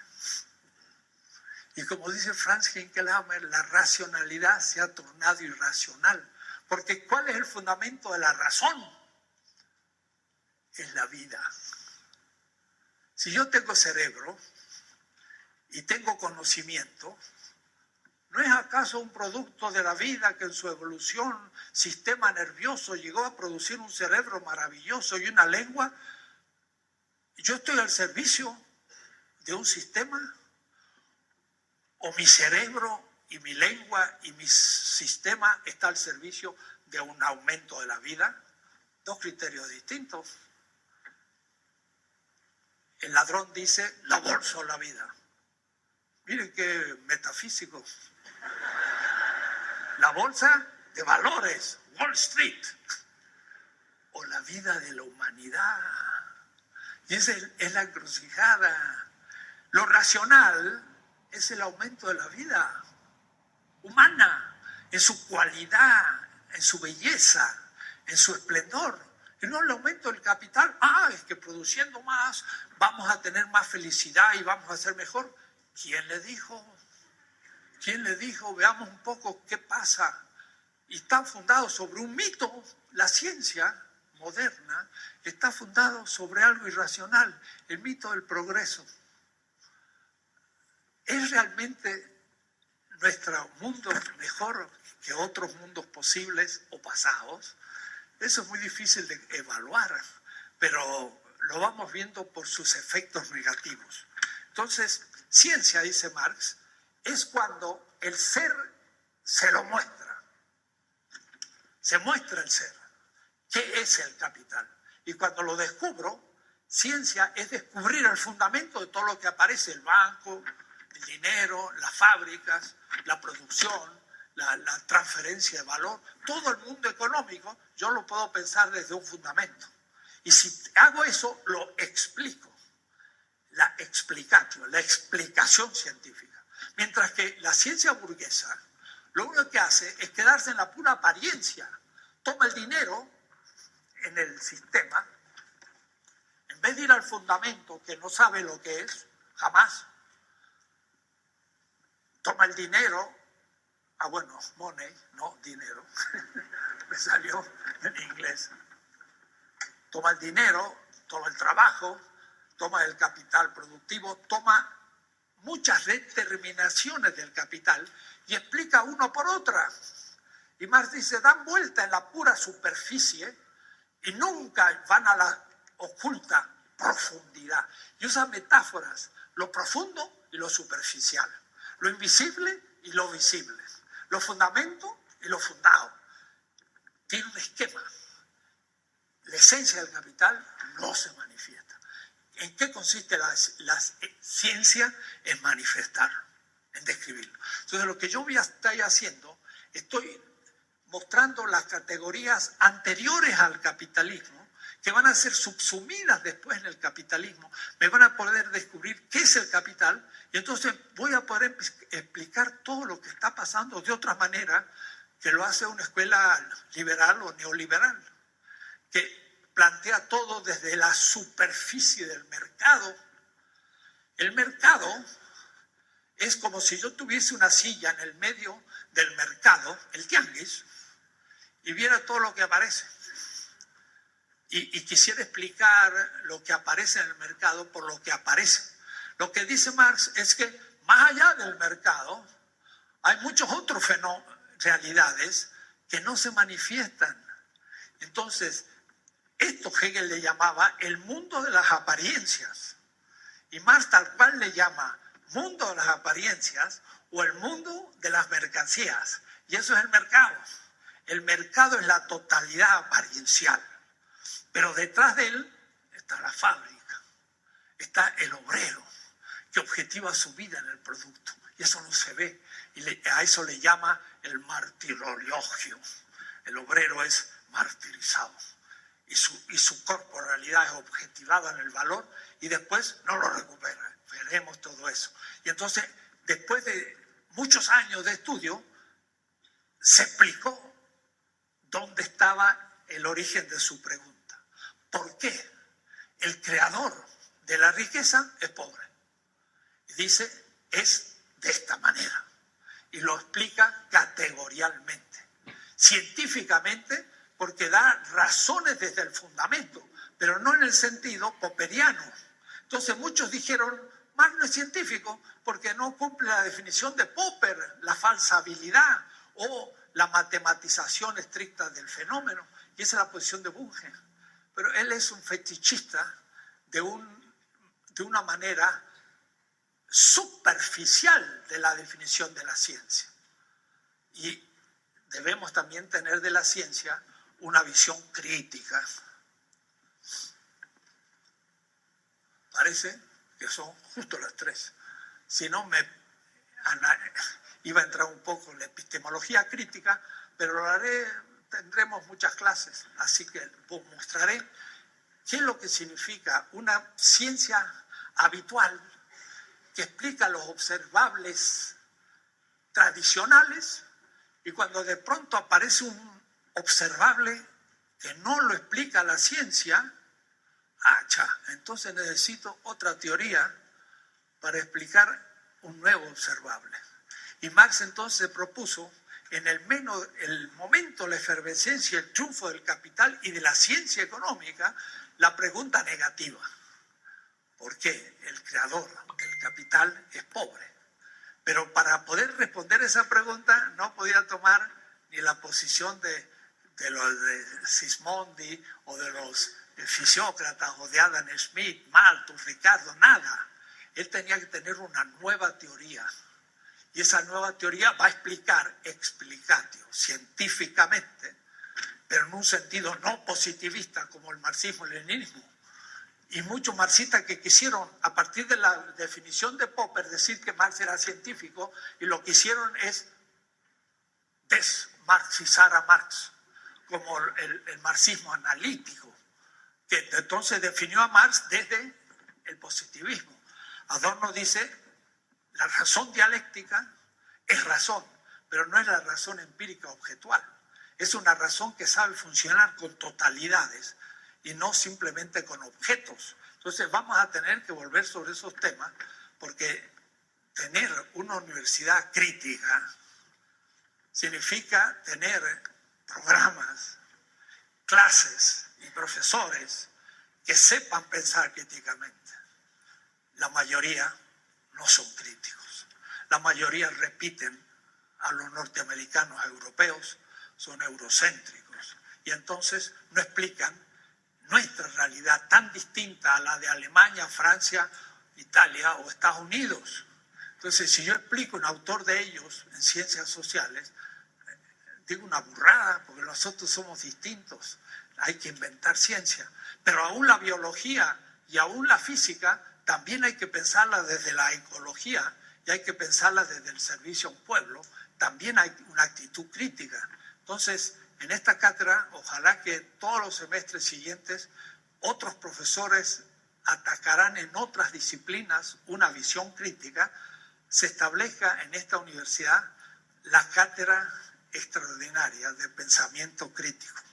Y eso alimentará la reforma de los planes de estudio, porque la UACM dice tener un nuevo proyecto pedagógico, pero eso es formal.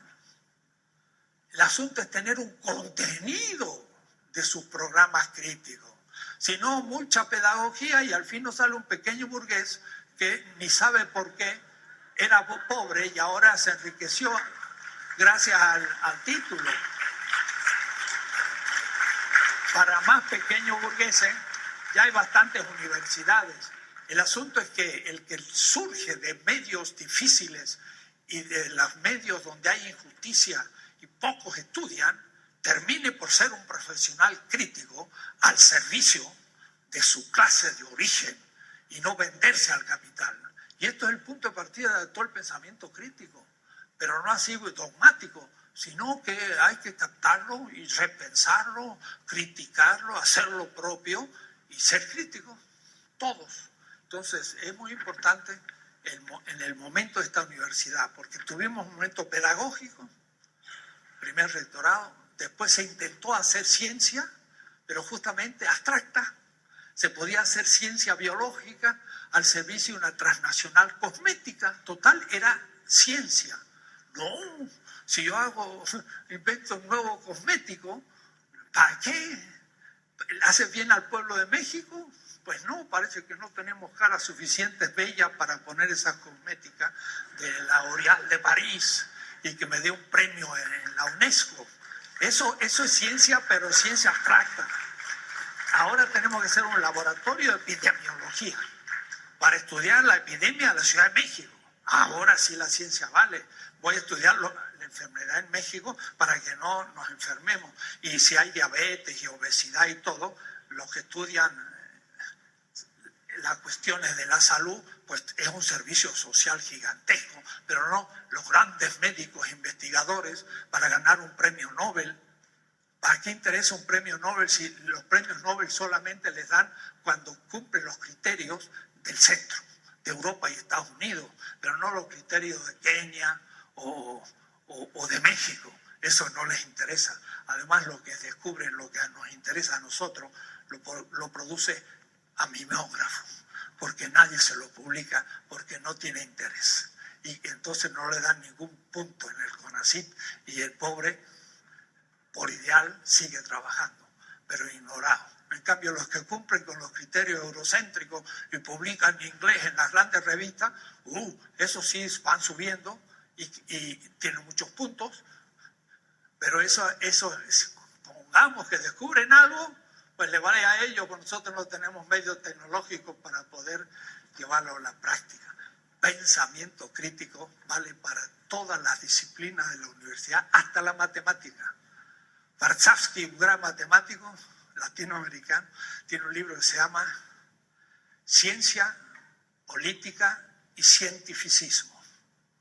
Y es un libro muy interesante. Muestra que hasta un matemático puede ser un cientificista. Y entre esos estaba Mario Bunge. aunque no parezca y sea muy famoso. Me afronté a él hace muchos años y sigo pensando que ese libro que hizo furor en México y se enseñó en las prepas y en todas partes, es ciencia abstracta que no descubre el colonialismo epistemológico de nuestra ciencia.